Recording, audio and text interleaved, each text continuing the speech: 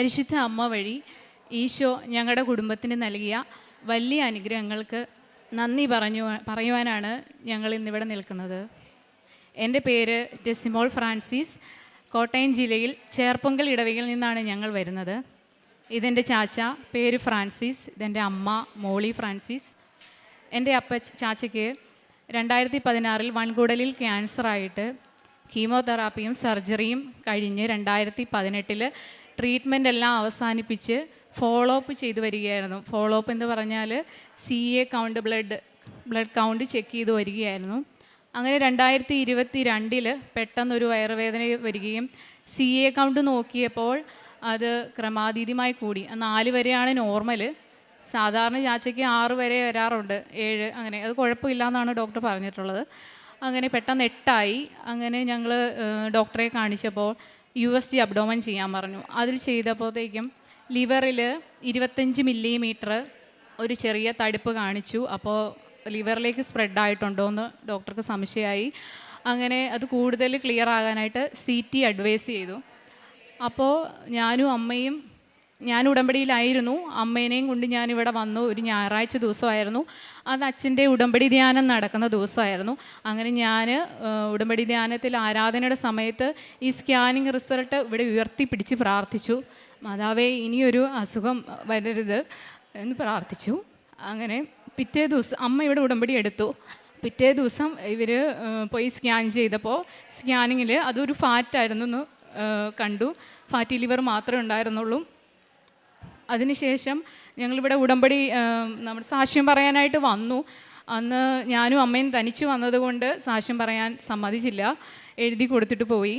അങ്ങനെ വീണ്ടും 2023 ഇതേപോലെ തന്നെ വീണ്ടും വയറുവേദന വന്നു.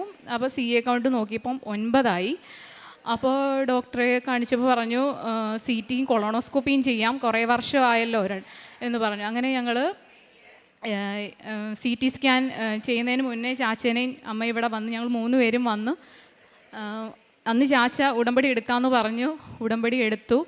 അതിന് പിറ്റേ ദിവസം പോയിട്ട് CT ചെയ്തപ്പോൾ ആ CTയിൽ നോർമൽ റിസൾട്ടാണ്. അന്ന് ആ പഴയ റിസൾട്ടിൽ ഫാറ്റി ലിവർ ഉണ്ടായിരുന്നു, ഈ റിസൾട്ടിൽ നോർമൽ എന്നാണ് കാണിച്ചത്.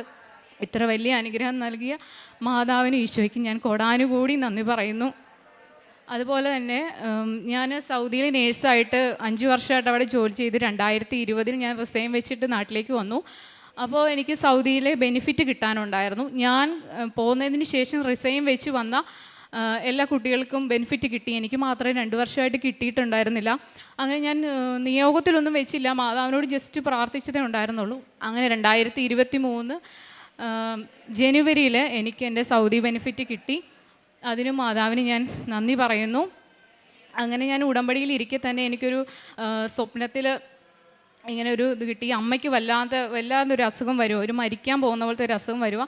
അപ്പം ഞാൻ പേടിച്ച് ഇങ്ങനെ പ്രാർത്ഥിച്ചപ്പോൾ ഞാൻ ആകാശത്തേക്ക് നോക്കിയപ്പം കൃപാസന മാതാവിനെയാണ് കണ്ടത്. അതിനുശേഷം മുന്നിൽ കൃപാസന മാതാവും പുറകിൽ അന്തോനീസ് പുണ്യാളനാണ് ഞാൻ കണ്ടത്. അപ്പോൾ അത് ഞാൻ മറന്നുപോയി. അതിനുശേഷം ഈ ഡിസംബർ ആയപ്പോൾ അമ്മ ഇവിടെ ഒന്ന് ഉടമ്പടി പുതുക്കിയിട്ട് പോയതിന് ശേഷം ഡിസംബറിൽ അമ്മ എൻ്റെ അടുത്ത് വിളിച്ചിട്ട് പറയുകയാണ്, അമ്മയുടെ അയക്സിലയിൽ ഒരു മുഴ പോലെ തൂങ്ങിക്കിടക്കുവാണെന്ന് പറഞ്ഞു. അപ്പോൾ അമ്മയ്ക്കിത് നേരത്തെ ഉണ്ടായിരുന്നു, അമ്മ ഇത് ആരോടും പറഞ്ഞില്ല. അത് വലിപ്പം വെച്ചപ്പോഴാണ് അമ്മ ഇത് പറഞ്ഞത്. അപ്പം ഞാൻ അമ്മയോട് പറഞ്ഞു, അമ്മ മാതാവിൻ്റെ തൈലം പുരട്ടി പ്രാർത്ഥിച്ചോ ഒന്നും ഉണ്ടാവില്ല എന്ന് പറഞ്ഞു. എനിക്ക് ടെൻഷൻ ഉണ്ടായിരുന്നു, പക്ഷേ അമ്മയ്ക്ക് ഒട്ടും ടെൻഷൻ ഉണ്ടായിരുന്നില്ല.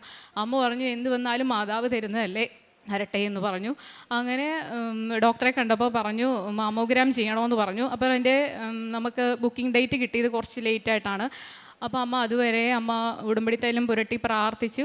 അപ്പോൾ അമ്മ പറഞ്ഞു, ഇപ്പോൾ സൈസ് ഇച്ചിരി കുറഞ്ഞായിട്ട് തോന്നുന്നുണ്ടെന്ന് പറഞ്ഞു. അങ്ങനെ സ്കാൻ ചെയ്യാൻ ചെയ്യുന്നപ്പോൾ ഡോക്ടർ പറഞ്ഞു ചെറുതായിട്ടേ ഉള്ളൂ, എന്തെങ്കിലും മാമോഗ്രാം ചെയ്യാമെന്ന് പറഞ്ഞു. അങ്ങനെ മാമോഗ്രാം ചെയ്ത് നോക്കിയപ്പോൾ ആ റിസൾട്ട് നോർമലാണ്. ഒരു ആൽവിയോൾ ഡക്റ്റ് കുറച്ച് വലിപ്പം വെച്ച്, അത് പേടിക്കാനുള്ളതൊന്നും അല്ല എന്ന് പറഞ്ഞു. ഈ വലിയ അനുഗ്രഹം നൽകിയ മാതാവിന് ഈശോയ്ക്കും ഞാൻ കോടാനുകൂടി നന്ദി പറയുന്നു. അതുപോലെ എൻ്റെ ആത്മീയ ജീവിതത്തിലാണെങ്കിൽ കുറച്ചും കൂടെ പ്രാർത്ഥിക്കാനുള്ള ഒരിതും, പിന്നെ ബൈബിൾ വായന ഉണ്ടെന്ന് പറഞ്ഞാൽ നമ്മൾ പ്രാർത്ഥിക്കുമ്പം തുറക്കുമ്പോൾ കിട്ടുന്ന ഏതാണോ അതല്ലേ വായിച്ചുകൊണ്ടിരുന്നത്. ഞാൻ അങ്ങനെയായിരുന്നു. ഇപ്പോൾ അരമണിക്കൂർ വായിക്കണമെന്ന് മാക്സിമം ഞാൻ വായിക്കാൻ ശ്രമിക്കാറുണ്ട്. ഡ്യൂട്ടിയുടെ ക്ഷീണവും ഇതൊക്കെ കാരണം ചിലപ്പോൾ കുറച്ച് നടക്കാറില്ല. എന്നാലും ഞാൻ മാക്സിമം ശ്രമിക്കാറുണ്ട്. പിന്നെ 2 ആഴ്ച കുമ്പസാരിക്കണമെന്നുണ്ടല്ലോ.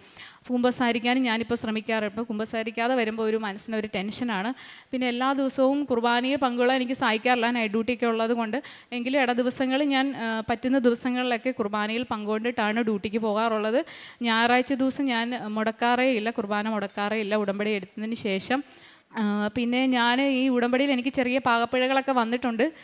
പത്രം കൊടുക്കുന്നതിൽ എനിക്ക് ആദ്യം നല്ല മടിയുണ്ടായിരുന്നു, ചമ്മലായിരുന്നു.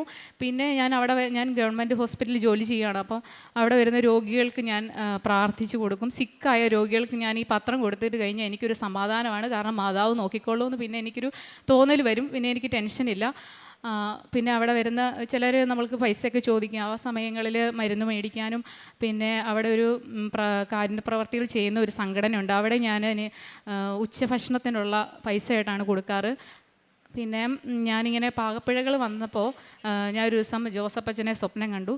ജോസപ്പച്ചൻ ഇവിടെ ദിവ്യകാരുണ്യ സ്വീകരണ സമയമാണ്. അപ്പോൾ ഞാൻ സ്വീകരിക്കാൻ എൻ്റെ അടുത്ത് വന്നപ്പോൾ ജോസപ്പച്ചൻ എനിക്ക് ഈശോയെ തന്നില്ല. അച്ഛൻ പുറകോട്ട് പോയി കഴിഞ്ഞിട്ട് എനിക്ക് ഭയങ്കര വിഷമായി. എന്നിട്ട് അച്ഛനെ രൂക്ഷമായി നോക്കിയിട്ടാണ് പോയത്. അപ്പോൾ എനിക്ക് ഭയങ്കര വിഷമായി. ഞാൻ എന്നിട്ട് അവിടെ തന്നെ നിന്നു. പിന്നെ അച്ഛൻ തിരിച്ചു വന്നതിന് ശേഷമാണ് എനിക്ക് ഈശോയെ തന്നത്. അപ്പോൾ എനിക്ക് മനസ്സിലായി എനിക്ക് എന്തൊക്കെയോ കുറവുകളുണ്ടെന്ന് എനിക്ക് മനസ്സിലായി. അതിനുശേഷം വീണ്ടും 2 മാസം മുന്നേ ഞാൻ അച്ഛനെ വീണ്ടും സ്വപ്നം കണ്ടു. അത് ഞാനും അമ്മയും കൂടെ അച്ഛൻ്റെ അടുത്ത് വന്ന് പ്രാർത്ഥിക്കാനായിട്ടിരിക്കുകയാണ്. അപ്പോൾ അച്ഛൻ അച്ഛൻ എത്ര പ്രാർത്ഥിച്ചിട്ടും എനിക്ക് വേണ്ടി പ്രാർത്ഥിച്ചിട്ട് അച്ഛന് തൃപ്തിയാകുന്നേയില്ല. അച്ഛനിങ്ങനെ വീണ്ടും പ്രാർത്ഥിക്കുക. അതിനുശേഷം അച്ഛൻ പറഞ്ഞു, നിങ്ങൾക്ക് വേണ്ടി പ്രാർത്ഥിക്കാൻ ഒരച്ഛൻ വരും എന്നിങ്ങനെ പറഞ്ഞു. അതിനുശേഷം അച്ഛൻ വീണ്ടും എനിക്ക് വേണ്ടി പ്രാർത്ഥിച്ചപ്പോൾ എനിക്ക് നല്ല സുഗന്ധാഭിഷേകം ലഭിച്ചു. അപ്പോൾ ഞാൻ അച്ഛൻ്റെ കയ്യിൽ കയറി പിടിച്ചിട്ട് പറഞ്ഞു, അച്ഛൻ എനിക്ക് സുഗന്ധാഭിഷേകം ലഭിച്ചു എന്ന് പറഞ്ഞു. പിന്നെ അമ്മയുടെ സങ്കടം ഇങ്ങനെ അച്ഛൻ്റെ അടുത്ത് പറയുന്നതായിട്ട് അങ്ങനെ 2 സ്വപ്നം കണ്ടു. ഞാൻ ഈശോനെയും മാതാവിനെയും വേറെ 2 പ്രാവശ്യം കൃപാസന മാതാവിനെയും ഞാൻ സ്വപ്നം കണ്ടിട്ടുണ്ട്. പക്ഷേ അതിൻ്റെ പൂർത്തീകരണം ആ നിയോഗം എനിക്ക് ഇതുവരെ കിട്ടിയിട്ടില്ല. അതിന് സാധിച്ച് കിട്ടിയതിന് ശേഷം കുറച്ച് വെയിറ്റ് ചെയ്യണം. എൻ്റെ ജീവിതത്തിലുള്ള ഏറ്റവും വലിയൊരു നിയോഗമാണത്. അതിനുവേണ്ടിയാണ് ഞാൻ ഉടമ്പടി എടുത്തത് തന്നെ. അപ്പോൾ ആ നിയോഗത്തിന് വേണ്ടി ഞാൻ കുറച്ചും കൂടെ വെയിറ്റ് ചെയ്യണം എന്നാണ് മാതാവ് ആ സ്വപ്നത്തിൽ പറഞ്ഞത്. ആ നിയോഗം നടത്തിയതിന് ശേഷം ഞാൻ ആ എൻ്റെ സാക്ഷാത്കാരം സാക്ഷ്യം പറയുന്നതായിരിക്കും. പിന്നെ ചാച്ചയ്ക്ക് ഇങ്ങനെ ബുദ്ധിമുട്ടുണ്ടായിരുന്ന സമയത്ത് അമ്മയ്ക്കൊരു ദർശനം കിട്ടിയിട്ടുണ്ട്. അതിനെപ്പറ്റി അമ്മ സംസാരിക്കും. പരിശുദ്ധ അമ്മയ്ക്കും മാതാവ് തിരുക്കുമാരനും കോടാനുകൂടി നന്ദി പറയുന്നു. ഞാൻ മേലാഴിക വന്നപ്പം കൗണ്ട് കൂടിയ സമയത്ത് ഒരു ദിവസം രാത്രിയിൽ കിടന്നുറങ്ങാൻ പറ്റത്തില്ലായിരുന്നു. ശ്വാസം മുട്ടി തൊണ്ടയെല്ലാം ഇങ്ങനെ കുത്തി ചുമയ്ക്കുകയായിരുന്നു. ഒട്ടും കിടക്കാൻ മേലായിരുന്നു. ഞാൻ എന്നാ പറ്റിയെന്ന് ചോദിച്ചപ്പോൾ എനിക്ക് ശ്വാസം മുട്ടുന്നു, എനിക്ക് കിടക്കാൻ പറ്റുന്നില്ലെന്ന് പറഞ്ഞു. അന്ന് പകൽ എനിക്കൊരു കുർബാസനം പത്രം കിട്ടി. ഞാനത് വായിച്ചു. അതിൽ സഞ്ചാരി മാതാവാണ്, ഏതാവശ്യത്തിലും നിങ്ങളുടെ കൂടെ മാതാവ് ഉണ്ടെന്ന് ആ പത്രത്തിലാണ് എഴുതിയിരിക്കുന്നത്. ഞാൻ ഓർത്തു. ഞാൻ താഴെ നിലത്തിറങ്ങിയിരുന്നു. ഞാൻ കൊന്ത ചൊല്ലി. മൂന്നാമത്തെ കൊന്ത പകുതിയായപ്പം മാതാവ് ഉണ്ണീശോയും എൻ്റെ മുമ്പിൽ ഇങ്ങനെ വന്ന് നിന്നു. അത് കഴിഞ്ഞ് ഞാൻ ആ കൊന്ത ചൊല്ലി പൂർത്തിയാക്കി കഴിഞ്ഞപ്പം ആൾ കിടന്നുറങ്ങി. സുഖമായിട്ട് നേരം വെളുക്കുന്നത് വരെ കിടന്നുറങ്ങി. പിന്നെ എനിക്ക് എൻ്റെ കഷത്തിലൊരു മുഴ 1 വർഷത്തോളമായി. എൻ്റെ കഷത്തിലത് ഇങ്ങനെ തടിപ്പ് കാണാൻ തുടങ്ങിയിട്ട്. അപ്പോൾ ചേട്ടനുണ്ടായിരുന്നു വീട്ടിൽ. ചേട്ടനും ക്യാൻസറായ കാരണം പൈസയുടെ ബുദ്ധിമുട്ടൊക്കെ ഓർത്ത് ഞാനത് മിണ്ടിയില്ല. കഴിഞ്ഞ പ്രാവശ്യം ഏപ്രിൽ 30-ാം തീയതി ചേട്ടൻ മരിച്ചു പോയി. അതിപ്പം ഞാനത് കഴിഞ്ഞ് പള്ളിയിൽ പോകാൻ വേണ്ടി ഉടുപ്പ് ഊരിയപ്പോൾ എൻ്റെ കഷത്തിൽ മുഴ ഇങ്ങോട്ട് തൂങ്ങിക്കിടക്കുന്നു. എനിക്കും പേടിയായി. എന്നാലും ഞാൻ പ്രാർത്ഥിച്ചു. ഞാൻ അന്നേരത്തിൻ്റെ മാതാവിൻ്റെ ഉപ്പും തൈലുമൊക്കെ എടുത്ത് തൂത്ത് ഞാൻ പള്ളിയിൽ പോയിട്ട് വന്ന വഴിക്ക് ഞാൻ ആശുപത്രിയിൽ പോയി. ഡോക്ടറെ കാണിച്ചപ്പോൾ ഡോക്ടർ പറഞ്ഞു, ഇത് ചെറിയ തടുപ്പുണ്ട്, ഇത് മാമോഗ്രാം ചെയ്യാൻ പറഞ്ഞു. അപ്പോൾ അത് 1 മാസത്തെ അവധി ഉണ്ടായിരുന്നു. ബുക്ക് ചെയ്ത് കിട്ടിയപ്പം അതുവരെ ഞാൻ തൈലവും തേച്ച് വിശ്വാസപ്രമാണം ചൊല്ലി കൊന്തേ ജപമാലയെ ചൊല്ലി പ്രാർത്ഥിച്ചുകൊണ്ട് നടന്നു. എനിക്ക് പേടിയൊന്നും തോന്നിയില്ല. എങ്കിലും ഞാൻ എന്തായാലും ഇത്രയൊക്കെ കഷ്ടപ്പാടും ബുദ്ധിമുട്ടിലൂടെ കടന്നു വന്നതല്ലേ, എത്രയും ഞങ്ങളെ കാത്തു രക്ഷിച്ച് അമ്മ ഞങ്ങളെ കാത്തോളൂ എന്നുള്ള ഒരു വിശ്വാസം എനിക്കുണ്ടായിരുന്നു. അതിൻ്റെ മാമോഗ്രാം ചെയ്ത് കഴിഞ്ഞ് അതിൻ്റെ റിസൾട്ട് വന്നപ്പം എനിക്ക് കുഴപ്പമൊന്നുമില്ല. അതിൻ്റെ മുഴ അങ്ങോട്ട് ചുങ്ങിപ്പോയി. ഇത്രയും ഞങ്ങളെ അനുഗ്രഹിച്ച അമ്മയ്ക്കും തിരുക്കുമാരനും കോടാനുകൂടി ഞാൻ നന്ദി പറയുന്നു. എൻ്റെ പേര് ഫ്രാൻസിസ്. എനിക്ക് ദൈവം തന്ന ഈ അനുഗ്രഹത്തിന് നന്ദി പറയുന്നു. ഇപ്പോൾ നേരത്തെക്കാട്ടും നന്നായിട്ട് പണി ചെയ്യുന്നുണ്ട്. 62 വയസ്സുണ്ട്. പക്ഷേ ദൈവത്തിൻ്റെ അനുഗ്രഹം കൊണ്ട് ഞാനിപ്പോഴും നല്ലോണം പണി ചെയ്യുന്നു, കുടുംബം നന്നായിട്ട് നോക്കുന്നു. ഇത്ര വലിയ അനുഗ്രഹം നൽകിയ പരിശുദ്ധ അമ്മയ്ക്കും ഈശോയ്ക്കും ഞാൻ കോടാനുകൂടി നന്ദി പറയുന്നു. പ്രേക്ഷിത പ്രവർത്തനം ഞാൻ പത്രം വിതരണം ചെയ്യാറുള്ള രോഗികൾക്ക് തന്നെയാണ്. പിന്നെ ബസ് സ്റ്റാൻഡിലും ഒക്കെ കൊടുക്കാറുണ്ട്.